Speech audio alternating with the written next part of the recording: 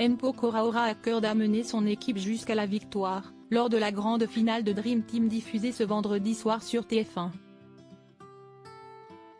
L'occasion de s'intéresser au chanteur, notamment aux difficultés financières qu'il a traversées. Qui va devenir la Dream Team? Réponse ce vendredi soir sur TF1. Rappelons que lors de cette émission, 6 artistes français et leur équipe formée de 5 jeunes chanteurs s'affrontent lors de battles. Parmi eux, M. Pokora.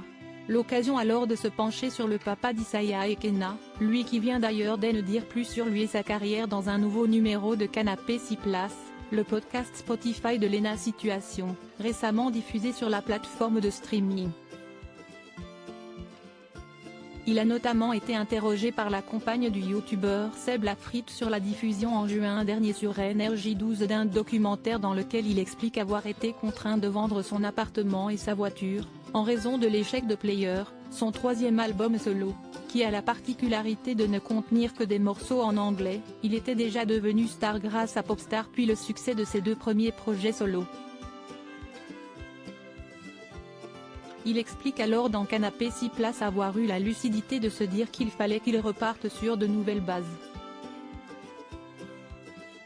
À ce moment-là, comme mon album marche pas assez, et que la tournée remplit pas, j'anticipe. Je me dis bon, je vais éviter de garder le même train de vie. Parce qu'il y a beaucoup de gens qui se font avoir. Il y a des footballeurs, qui après leur carrière, finissent ruinés malgré tout l'argent qu'ils ont empoché car ils ont un certain rythme de vie. Et que quand tout s'arrête, il faut continuer de payer les frais, les factures, les taxes etc. M. Pokora, la tête à l'endroit. Le mari de Christina Milian s'est donc dit, si jamais cela se passe pas bien, je préfère avoir des sous de côté, pour pouvoir rebondir sur quelque chose. Un choix qu'il ne regrette pas aujourd'hui, c'était la bonne décision. Cela m'a évité, le temps que je redécolle après avec juste une photo de toi, d'être en galère, quoi.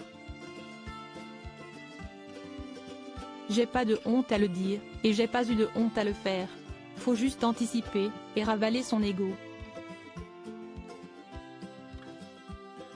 Rappelons que l'artiste a également été amené durant cet entretien à s'exprimer sur sa famille, mais aussi sur son clash avec Aya Nakamura. Une interview dans laquelle il dit absolument tout.